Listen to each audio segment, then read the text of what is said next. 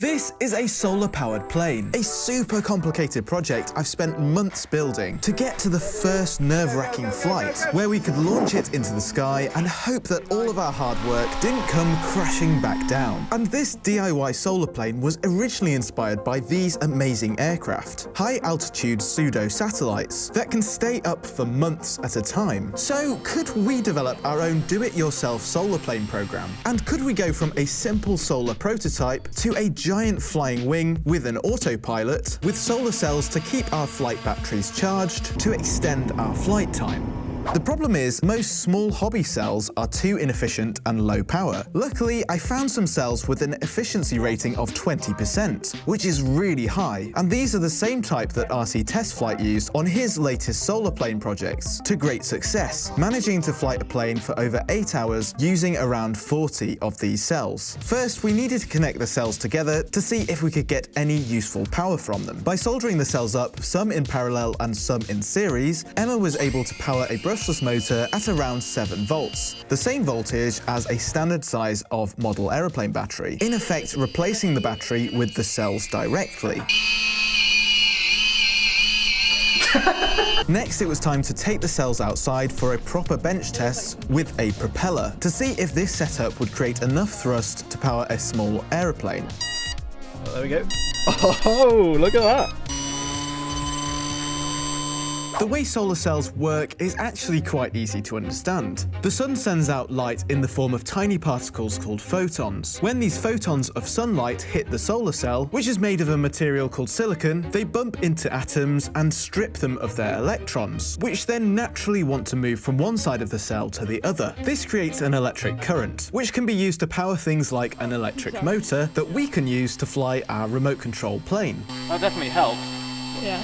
The sun is also at like 45 degrees over there. I think that's pretty good for 10 o'clock in the morning. There are clouds, so this is actually fairly promising. Right, now we had a workable power system, it was time to assemble our first solar-powered plane to achieve our first milestone of the project. This plane would be made from foam board, with wings large enough to fit 24 solar cells, providing 84 watts of power. This was only supposed to be a super simple proof of concept aircraft, to see if we could get a plane to fly on pure solar power, so none of this had to be particularly fancy. It just had to fly with very limited power. Before adding the solar cells, we thought it might be a good idea to check if the plane would fly at all using a conventional battery, as we didn't want to break a bunch of expensive solar cells straight away. So I have no idea how this is going to fly. Such a weird aeroplane.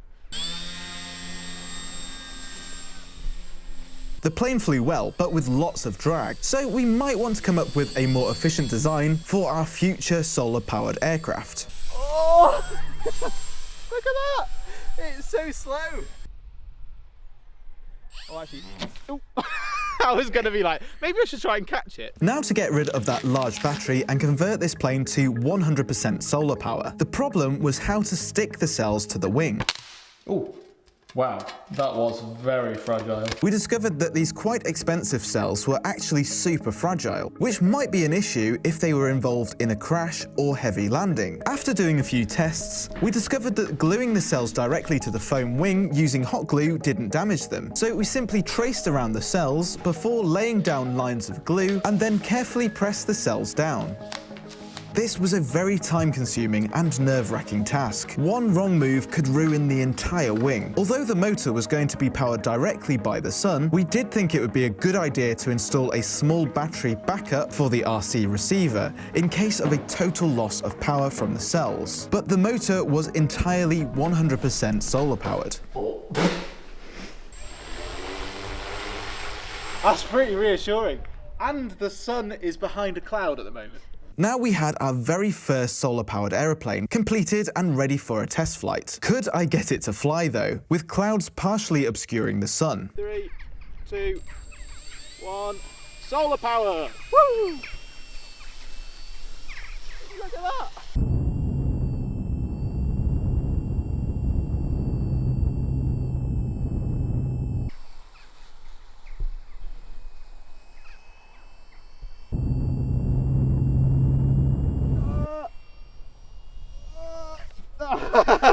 First solar-powered flight. That's 100% sun power behind a cloud.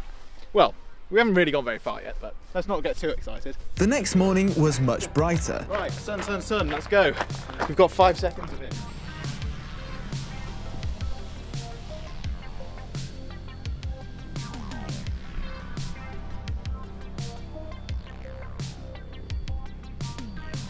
Oh yeah, loads of power. That's some good sun we've got right now as well. Let's get some altitude. Uh-oh, lost power. Whoa, and you got it. Coming round. Oh, this is so fun. Look at that. I was really pleased with the plane's performance on just solar power alone. Just like that, we'd built a simple solar plane that could fly from the power of the sun. And although this looked really cool, I soon realized the plane had a bit of a problem. Oh no, I'm going away from the sun. Oh, did not mean to do that. I was finding that banking away from the sun caused the power from the motor to dip, which meant that I lost altitude, thanks to the very draggy airframe. After a record 3 minutes in the air, suddenly the sun went behind a cloud, which meant I was in real trouble. Uh-oh. Oh no. Oh. Oh. Well, that fuselage has seen better days. How are the cells looking? Oh, we've got a bit of damage. Right, well, I think we've learned quite a lot from this aeroplane. Let's go and build a better one. With our initial tests behind us, it was time to think bigger. I started planning the construction of a new plane that would be much larger and more efficient than our first solar-powered model. The goal was to push the boundaries of what we had achieved with solar power and build a plane that could fly for a longer duration, even if the clouds came out. This would mean we'd use more complicated electronics to store power in a large battery, so it would remain charged for the duration of the flight, even while running the motor. This meant we'd have to make more power than we used. We designed a system to use a charge controller called an MPPT, which would route the power from the cells on the wings to a large capacity lithium polymer battery. This power would then go from the battery to the motor, just like a conventional electric RC plane. The results from the bench tests were very promising. The battery not only sustained its voltage under load, but also kept the motor running smoothly for extended periods, even during cloud cover. This was a huge step forward for our solar plane program, confirming that this approach could work in real-world conditions. To build a more efficient plane than before, we decided on building a very minimal flying wing, which would have no tail and therefore create less drag in the air. The wing would have to be very lightweight, but also strong. And this was the real challenge of this build, as it would need to fit 60 solar cells to create the necessary power for sustained flight. The problem was, if I didn't build the wing strong enough, it could fail mid-flight and destroy all of our hard work. Right, I'm going to do a bit of 3D printing with this project, and people always ask, what software do I use when it comes to designing all of the parts in the projects? Well, most of the time it's SolidWorks, and SolidWorks are actually sponsoring this video with an ad, as they've just come out with a new SolidWorks for Makers package, which is absolutely perfect for hobbyists and people who do things not for commercial use, and under $2,000 profit per year. You can design parts in the software and then export them so that you can just put them onto a 3D printer, and then these components can be popped off the print bed and used on whatever projects you're building. For just $48 a year or $15 a month, you'll get a complete software package, access to an online support community, and online design community. I actually use a Mac day to day, and what's great is that SolidWorks now supports Mac and Chromebook users with 100% cloud-based apps. Going this route with nothing to download or install on your computer means that everything is done in the cloud, including the storage of files. You can design in your internet browser with the X-Design app, and also use the X-Shape app to sculpt organic 3D shapes and surfaces. You can of course still download local and cloud-based apps just as before, for Windows-based PCs. So choose SolidWorks today to elevate your maker game without compromise and within your means. Click the link in the video description below to get 20% off. Now we had a 3D printed motor mount, it could be installed on the airframe ready for a brushless motor. I could then attach the large control surfaces and beefy servos that would allow the aircraft to pitch and roll in the air. The Solar 2 was coming together nicely, but I was still worried about how strong it would be and would it actually fly well. We'd have to check with a test glide. But before that, we had to solve the issue of getting the plane to balance just right. The center of gravity is incredibly sensitive. If we got it wrong, even by a little, the plane would not fly at all. So we used a calculator specifically designed for flying wings to do some calculations before heading out to the flying field to verify the results. Thank you. This was the make or break moment. If the plane didn't glide well, it wouldn't fly well either.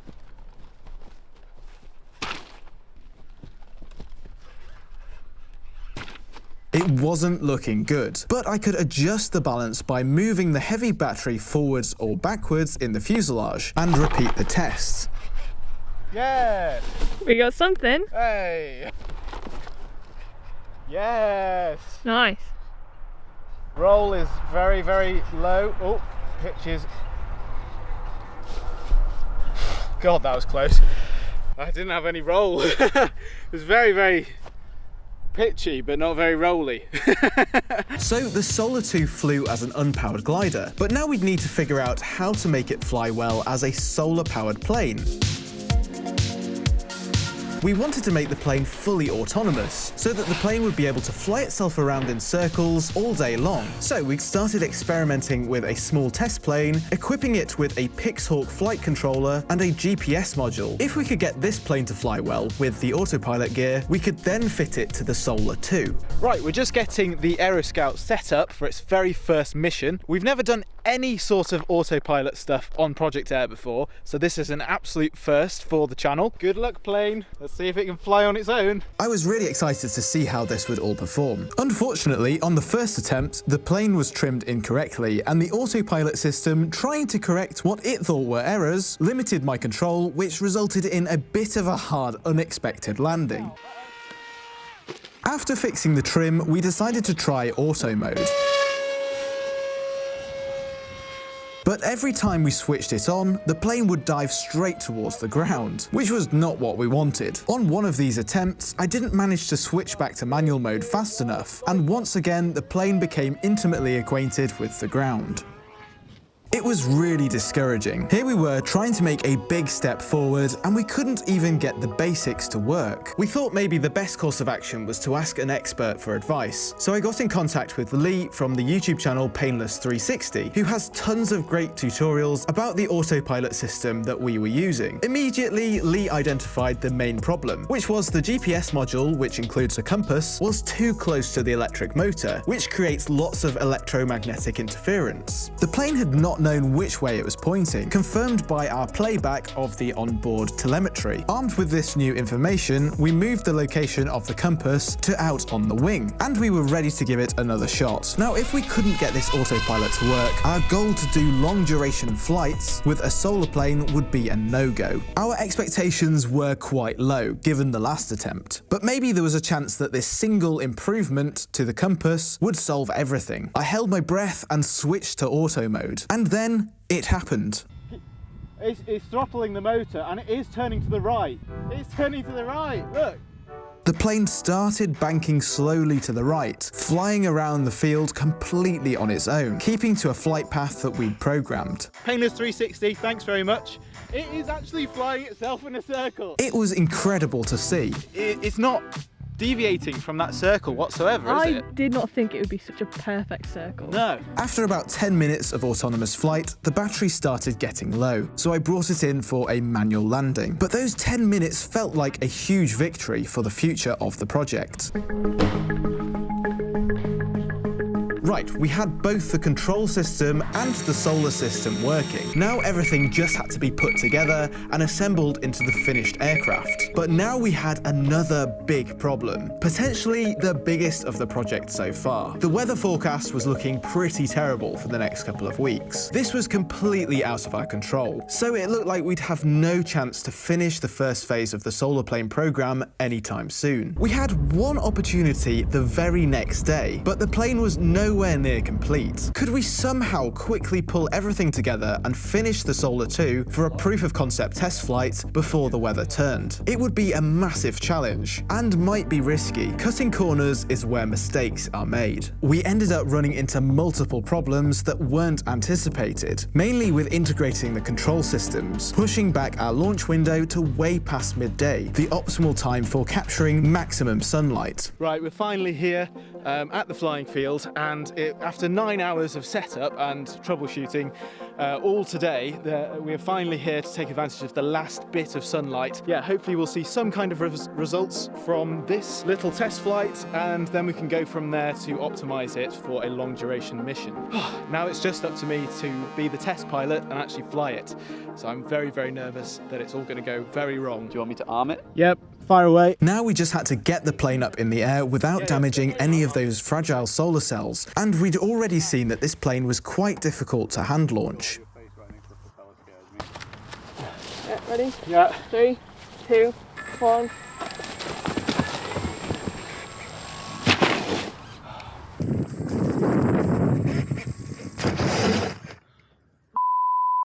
Somehow, none of the cells were damaged. After checking over the plane, we could try again. But with the sun going down on our last day of good weather, I was starting to lose hope. Would we actually see any sort of decent results to prove that the solar cells were doing their job in charging the battery and extending our flight time? Yeah, okay, cool. Okay, go, go, go, go, go, go, go!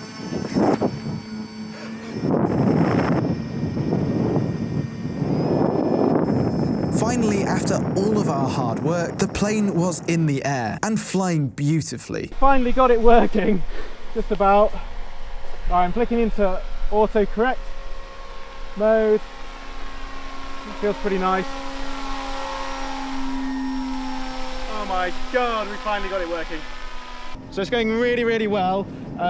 We are finally in the air. Unfortunately, the clouds have really come out. But yeah, absolute relief at this stage. As it climbed higher, it felt like everything was coming together.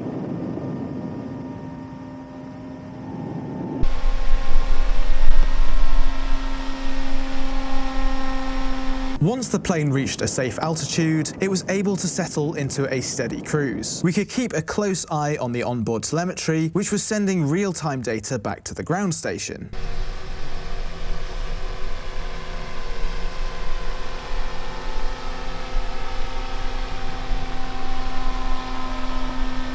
Even with this low light, the battery was depleting at a lower rate than we had seen in our bench tests, and this meant that the solar cells were doing their job, at least to some extent. With the fly-by-wire mode enabled on the autopilot, the plane was holding its course very nicely. But just as we were beginning to gain confidence, something unexpected happened.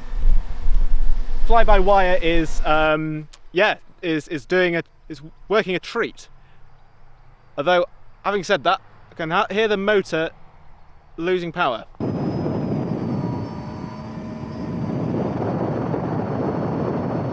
you want to keep filming the... Do you want me to do the drone, or do you want me to just film?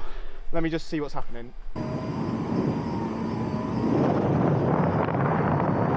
It was unclear what was going on. I feel like the power is dropping on the motor. I'm losing altitude. But the motor seemed to be losing thrust, pulsing and dropping revs. I knew that we needed to bring the plane in for an emergency landing, but just as I started to line up for a descent, it all went horribly wrong. Oh, uh-oh, uh-oh, I've lost all control. I've lost all control.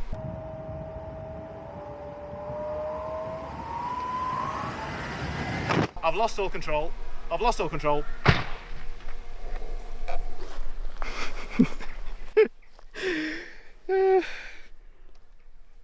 Well, some of our electronics might have just gone a bit wrong.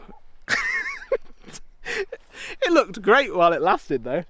Well, that was the Mark 1. I just felt the motor just like start losing power, and then yeah, out of nowhere I was losing altitude, and then I just lost all control. So yeah, time for the air crash investigation, I think. Maybe we should go and walk to it and see what the wreckage is See what like. the damage is. Yeah. This is the kind of moment that every RC pilot dreads. In an instant, everything can be over. This wing is remarkably intact. So that's pulled have a out, look. but that probably happened in the crash. I imagine so, yeah. Well, we'll make sure to pick up all the pieces. Just another one to add to Sam's collection of my broken aeroplanes. Days out with James. I think we need to get this wreckage back to the workshop and do a thorough investigation. Unfortunately, this is the harsh reality of model aircraft. Despite all the careful planning and preparation, sometimes things just don't go to plan and everything can be destroyed. He's gonna cry himself to sleep tonight. At least we had the wreckage to learn from and figure out exactly what went wrong. Right, so we learnt from the wreckage that there were a few reasons why the aeroplane crashed. Now, number one, there was a total power failure, which really completely doomed the aircraft. Oh, that is overcharged. Overcharged? Yeah, 13.2. That is overcharged. Now, if you remember from the prototype Solar 1 aircraft, I mentioned how it would be a good idea to have a backup battery for all of the RC gear. And this would stop the aeroplane dropping out of the sky if there was some sort of problem with the solar cells or the charging system or the main battery. Now, we made a bit of a discovery when we took the wreckage apart after the crash. We didn't put a separate battery onto the receiver, which I think we were supposed to do, which we might have forgotten about. Yeah. Oh my god, why didn't we? I think that was it. That's stupid, isn't it? Yeah. Why would we not have a battery backup? That's your fault. I don't know. We forgot about it, that's why. Yep. This is the second time in 12 months that I've had a very big, expensive aeroplane go into the ground because of a loss of signal. So this is pretty annoying. DIY engineering is just like this. You've got to keep pushing through these obstacles, rebuilding and trying again with what you've learnt. We've got a serious amount of potential in this design, and now we've figured out most of the problems with the autopilot and the controls and all of that stuff. And of course, with the backup system, we just need to do a bit more bench testing with the MPPT, and then we can get another aeroplane flying and hopefully then set some proper long duration endurance records for the channel. So we're definitely not giving up. This is the first part of our solar powered adventures, and yeah, if you want to watch the next video in this series, then make sure to subscribe. There's a link just here, and also check out this video while you're waiting for the next part to come out. Thank you very much for watching this whole beginning of the solar plane series, and yeah, we'll see where we go from here. So yeah, cheerio, and I'll see you on the next video.